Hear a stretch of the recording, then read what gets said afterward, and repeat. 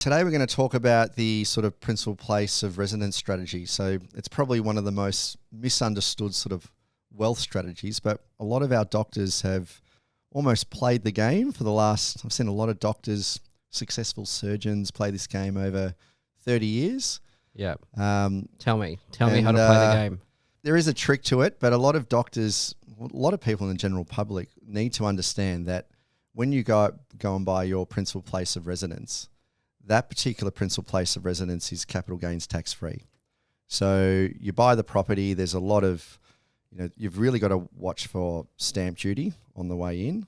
But when you sell, unlike an investment property, there's no capital gains tax. So if you buy a residential property as your home, and in our last sort of episode, a couple of episodes ago, we talked about doctors looking at their sort of first property they buy, not as the forever home, looking at more as an investment. Yep.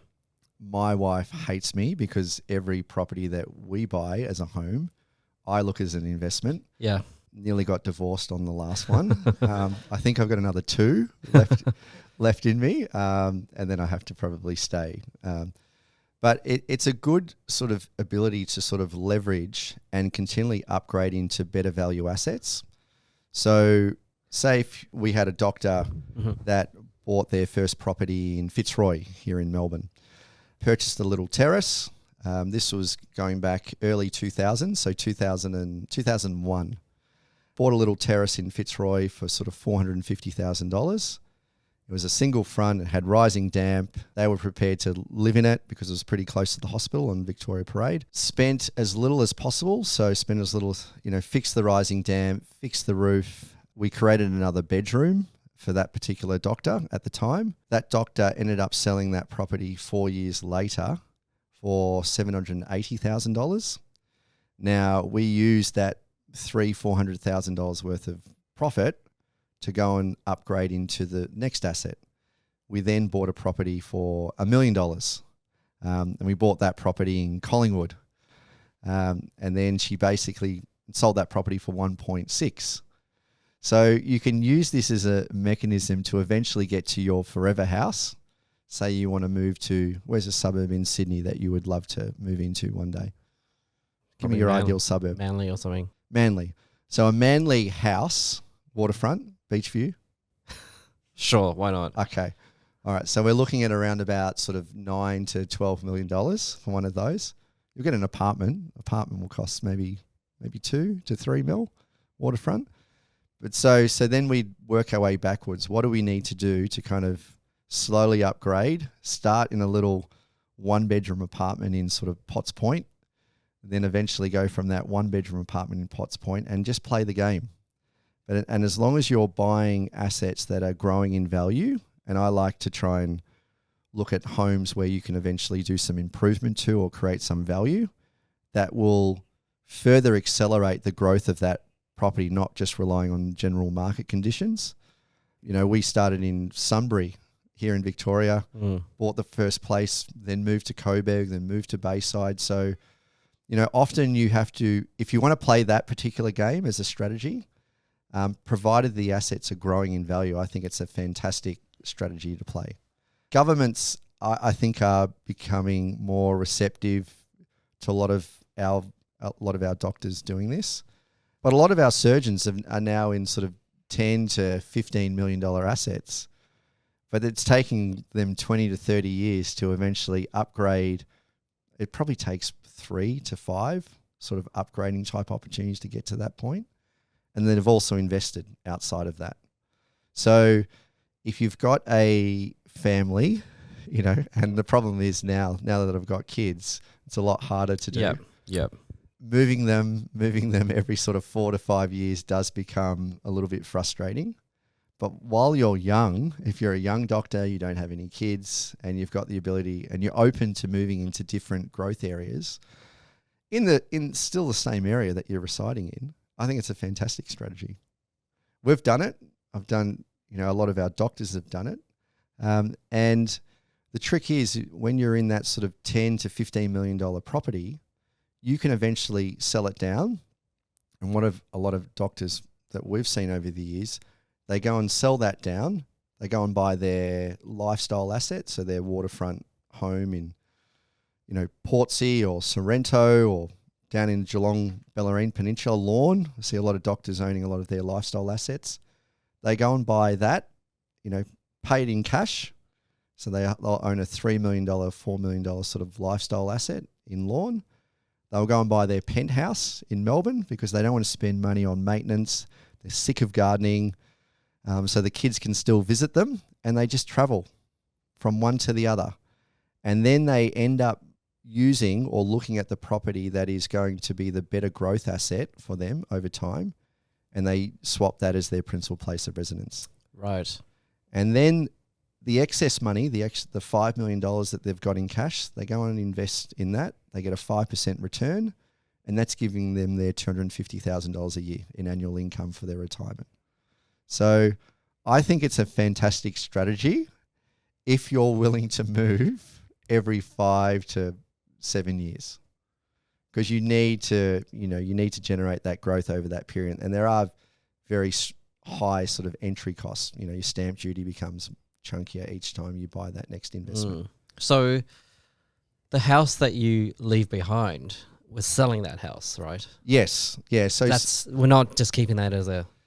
Well, it depends on the asset and where it is, if it's going to continue to grow. But, a lot of our doctors with their homes, they either turn it into the investment, if it's going to be a good investment, or they sell it down, take all of those proceeds, and then go and buy a better quality asset. So those smaller investments or the smaller homes usually have a price limit in terms of what is the maximum value that they can grow to. And if you can use that capital to invest into a better quality home, and it's going to perform a lot stronger over the next 5 to 7 years, and it's capital gains tax free, it's a fantastic strategy to sort of implement. You just want to be careful you don't take on too much debt along the way, and you've still got the ability to invest. But I've seen a number of our doctors successfully do it, but don't make it lead to a divorce. Just be very careful. So the kids' schooling start coming to effect. If they're going to a private school, they don't want to move. So if you're a younger doctor or you're a trainee doctor, and you've got, you're quite transient in terms of where you're prepared to move. Some of our doctors over the years have moved into those growth markets. So some of our doctors have been relocated to Brisbane because the growth market is in Brisbane. They've done Brisbane, they've moved back to Melbourne. So you could really play the game if you wanted to, but you can still do it in the Melbourne market, the Sydney market, all the capital cities across the country. And the capital gains, the period, I heard it's like 6 years, is it? Where you... Yeah, so you need to get advice from your accountant, but usually at 6 years is the general rule. So a lot of our doctors get, they might work offshore, they might work in a different state, but there is a ruling. Speak to your accountant. I think it's really important that you get advice from your accountant on that. But you can manipulate that ruling within that period to generate even more growth if you wanted to. So some of our doctors might stop working, go on a holiday for a year, rent that particular property out, and then sell it when the market is probably a little bit more attractive. And part of our role is to advise them, to give them a buy, hold, sell recommendation on not just their investments, but their principal place of residence. And sometimes their homes max out. It might only go up to a certain dollar value. So if they can get more accommodation, they can buy something on a larger block. We know over the same holding period, it's going to work a lot harder for them. So it's a very interesting strategy. I think, it's often, the family home's often dismissed as sort of bad debt. One of the only assets in Australia where all capital gains tax are completely free. So a $1.5 million home that grows to $2.5 million over 10 years delivers a $1 million gain with zero CGT. $1 million, okay? Yeah. Something that no investment property, ETF or business can match. So it's a fantastic strategy if you buy in the right area. So for high income earners, this is tax-free. Compounding is often the single biggest driver of long-term sort of net wealth. So I think most doctors underestimate the PPOR because it doesn't produce income. They're going, where's the income? There's no income coming from it. I've got all this debt. But the tax-free capital growth is often worth far more. Yep. Okay, of so course. just try and think about that when you're, the problem is that I see with a lot of our doctors, they end up going from the first property, which is just a good buy, and they take on way too much debt on the principal place of residence. And then that basically ties them from not doing any investing. Right, because So they got you've no gotta money left to do anything. Correct. Yeah. So there's almost a sweet spot, Yeah. but I often try and tell a doctor, if you're taking them on the same amount of debt that you're currently running on your current home and you've got the ability to upgrade, go and do it. Mm. But use it as a stepping stone and do that 3 to 5 times in your life. And I think you'll eventually, when you're in your late 40s, early 50s, you'll end up getting to that forever home that you're really happy with. And then when you retire, because it's grown harder over that next 10 to 15 years, you can then utilize the sale proceeds, capital gains tax-free, to go and retire and do what you want to do. All right? It's fascinating. All right. So I think we'll end it Yeah. there. So is there anything else you wanted to touch on that topic? No, that's perfect. You've explained it really well. Thank you. Good. All right. Thanks very much. Great.